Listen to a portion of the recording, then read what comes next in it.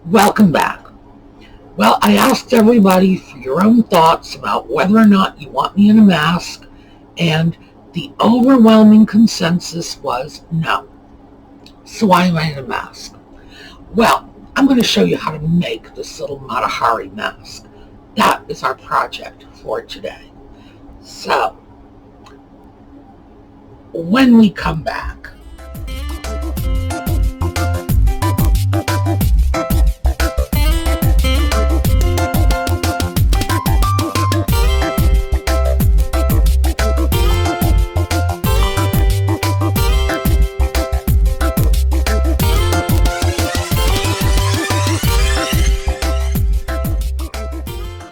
okay, let me give you an overview of our mask. This is a 1940s or 50s cotton handkerchief. I just collect them for no special reason other than that they're small and pretty, and when I see one I like, I grab it. And obviously, since there's a possibility I am contagious, I'm going to be wearing masks a lot more often lately than I was before, which is to say, I'm not going to go get the mail without a mask. So I needed to consider if I really wanted to spend the rest of my life in one of those blue paper surgical masks, and the answer to that is no. I want something a little more stylish. So this is our project for today, and just a 12 by 12 handkerchief. The top half is gathered. I've got this gathered down to about 2 inches on each side of the top. The bottom is loose. The reason for that is I want something here. I'll show you. I want something that air can come through. I want to be able to breathe. I want fresh air, and I don't want to feel like I'm suffocating. This is so light and so airy all by itself, and with the bottom loose, I can actually feel like I'm breathing, which is nice. I have little ear holders here. It's just 1/8-inch elastic, and I started off by taking a measurement from the top of this ear to the top of this ear across the bridge of my nose. For me, that was about 10 inches. So I've got a 12-inch scarf or handkerchief here. So I just measured in 1 inch from the edge halfway down. Now, did that on both sides. I marked it with tailor's chalk, and by the way, I filmed all of this, so you're going to get to see it. If you do any sewing at all, tailor's chalk is a worthwhile investment. It's chalk, it's dirt cheap, and it's really, really handy. There are a lot of things that you can mark off easily and conveniently with pins, but there are a lot of things that really, you're better off just marking on the fabric, and that's what I did with this. And then I just gathered the top half of each side and attached my little earpieces. Audie helped me. This is, without a doubt, one of the sloppiest sewing jobs I've ever done in my life. I swear, when I was first learning to sew at 6 years old, I was producing better work. I had to do some of it with my left hand. I had a cat helping me. I had a cat readjusting the camera while I did it. And I thought, oh my goodness, I should just do this all over again. But no, I'm not going to. The reason why is I wanted you to see that if I could do this with my left hand, with my cat trying to steal the thread, anybody can do it. No skill whatsoever, All you have to do is be able to grab hold of that needle. And Audie was helping me. At least he thought he was. So, let's take a look at how this came together.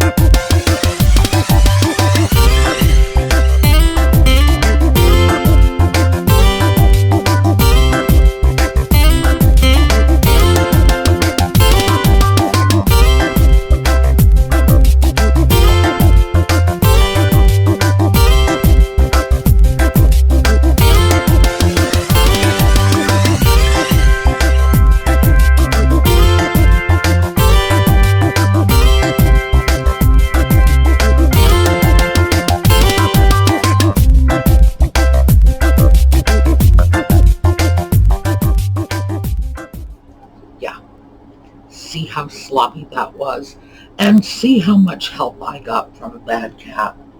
He is just too naughty for words. But it just goes to show you that you could do this. A child could do this. And the way I figure it, if we have to wear a face covering, let's at least have some affinity for whatever it is we are putting on our faces. For me, this is it. A little bit of vintage Hanky, a little bit more style than favorite throwaway things. I'm fine with this. Okay, so I hope all of you had a chance to go over to Steffi's Beads and Baubles. If you haven't, be sure to do it this week. There's 1 week to get your entry in. As of this coming Sunday, contest is closed off. Steffi will be just gathering up the entries. She will come up with a list of finalists. She will give me that list of finalists. I will give it to Audie. He will pick the winner. So everything's on the up and up. The cat is supervising. Then what we're going to do next weekend is another shop. So I want to make sure that we can do this. Remember, what this is about is shop exposure. I want you to have a chance to see what you are doing. And remember, these are all our subscribers. This is the handiwork of the people who are part of our YouTube community. And the way I figure it, if I'm going to go out and buy something, and I'm always going out and buying something, why not keep it in the family? Why not get my little handcrafted pieces right now? Because, when we start to go into the second half of the year, I start thinking about Christmas shopping. I'm starting to look at interesting things that I can give, especially for people I don't know well. And that's always a challenge for me. If you know somebody well, you know what to get them. But, what happens when it's an older neighbor, for example? By the time somebody's 75 years old, they have everything they could possibly want. They bought it themselves. What do you get them? A little handcrafted something. That's always my go-to Christmas gift. So that's what I'm looking at in terms of this. And of course, as you know from the steampunk necklace that I snatched up first chance I got, doing a little shopping for me too.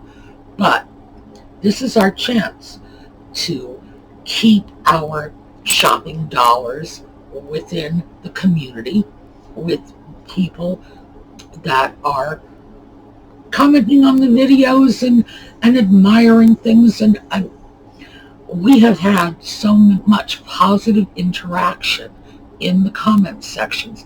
And I read them, so it's my channel. I have to read them. Well, maybe I don't, but point is I do. So I get a chance to see how the subscribers of this channel are hooking up with each other and sharing their crafts and their skills and their ideas. And that to me is super. That's just amazing. So hopefully this shop spotlight will work for us. We'll get a chance to see what the community is doing. And I know this is where my Christmas shopping dollars are going. And I hope the rest of you will join me in this. All right.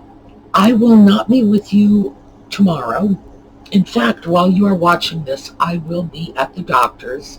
And given the fact that you've rejected the mask, I'm just taking you along with me.